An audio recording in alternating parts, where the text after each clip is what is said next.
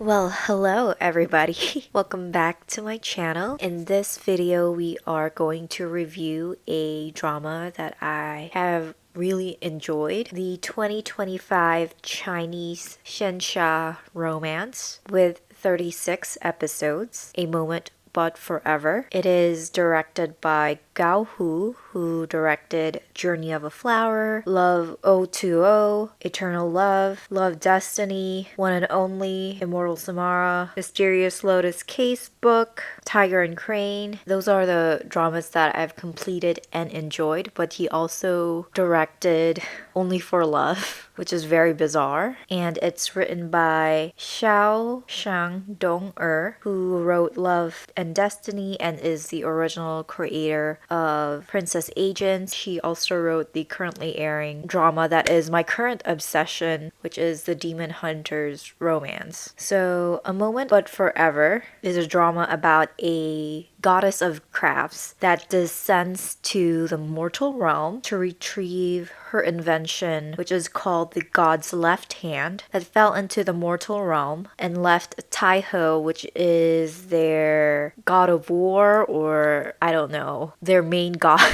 I don't know what kind of god he is, but he's an important god. So this goddess made this god's left hand for this god named Taihe, but it got cut off during this demon and god war, which put him into a deep slumber. The god's left hand is now in the hands of Yuanzong, who is the high priest of the Yunhu clan, who has a reputation of being cruel and evil. She is tasked to assassinate him and bring back the god's left hand to wake up their god. But Wu Shang learns that he might not be the person that the world judges him to be. It stars Tang Yan, Tiffany Tan, as the goddess of Wu Shang, and I can't pronounce these names. Liu Zuyi as Yanzong, who is this evil man, supposedly. I rate this 8.5 out of 10. I had no idea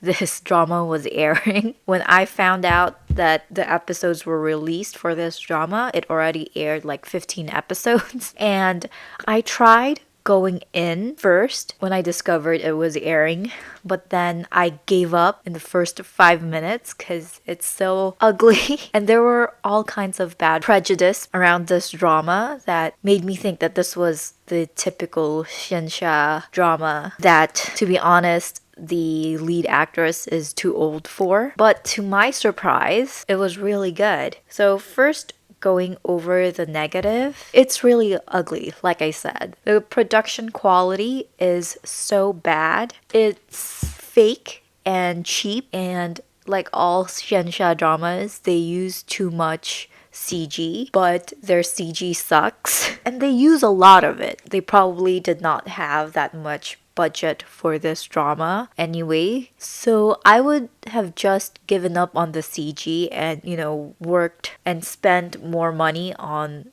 the sets and the costume and used the CG on the necessary parts. They tried to make the heaven look grand, but I don't know, it just fell flat on the screen. They tried to put texture, but they put white on white. So it's not that visible. So I don't know why they wasted money on the CG, and I think they could have just planned better in making the sets. And the costume is very typical idol Xianxia drama, nothing new. And the makeup, I don't know if they're deliberately half-assing this because they only colored the tip of the eyebrows for the Yunhu clan, and sometimes it's not even visible. If they wanted to differentiate this clan apart from the other mortals, I would suggest either to paint their whole brows blue or add blue highlights in their hair. Just some suggestions.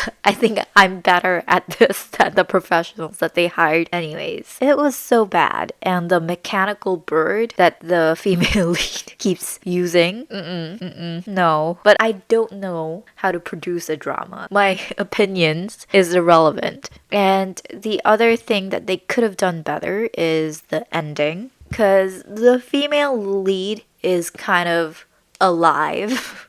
she's present in the universe, and they hinted that she might be somewhere being reborn or something. I get it. Like, her spirit as a god cannot be destroyed that easily, but the vows and the promises she made were broken, and the heavens should rightly punish her because she broke their deal, and that she should die. I know, like, there could have been ways around that, her breaking her oath to stay beside Yanzong, but she broke it. So I wished she just remained dead.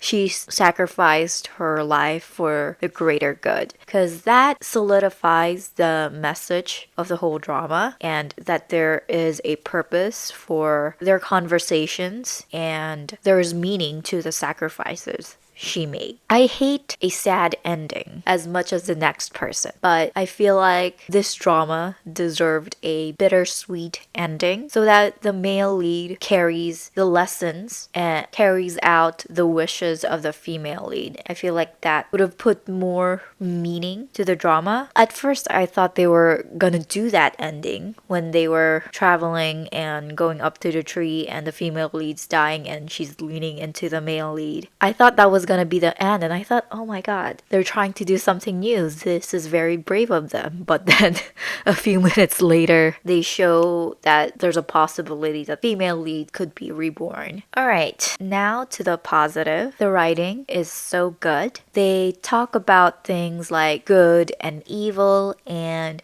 doing the right things and forgiving and letting go and choosing to move on even though the world has wronged you. You can feel that it's not for the sake of adding depth, and it's not a sloppy attempt to do that, because these types of conversations are present in most of the conversations between the male lead and the female lead, and you're constantly hearing their philosophies and them trying to reason with each other. I like the fact that it does not sound preachy or lectury and trying to sound right. I think that's props to the writing and also the delivery of the actors. I don't know if this drama was dubbed or not, but that's besides the point. This proves that this was more than just a romance drama, which I really appreciated. Next, the characters have their own motivations and beliefs, which is true from the main characters to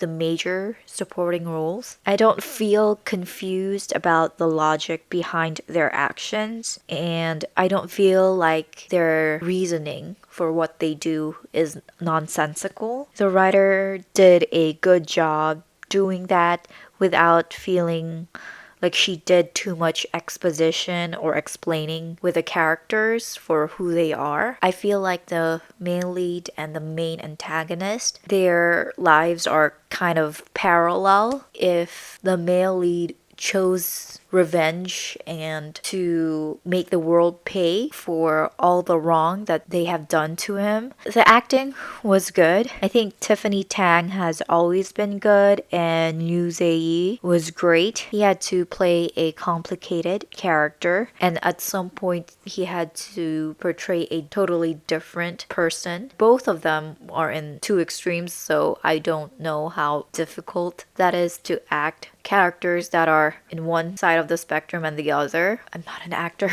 thank God. But he really did a great job being really dramatic when he was this evil god at the end. And the main antagonist, the female, I've seen her in a lot of older dramas. She did well as well. I did think it had a slow start, but it picked up the pace later, and the executions of the comedic scenes were great. That's props to the actors, but also the director for getting the rhythm right for those scenes. So in conclusion, this is a good watch, but this is a very dialogue heavy drama, so you have to pay attention and listen to see where the characters are coming from. It has a good software, but the hardware is really bad and ugly. So if you like to watch pretty dramas, this is not for you. I don't know why this director have dramas that I really don't like, but also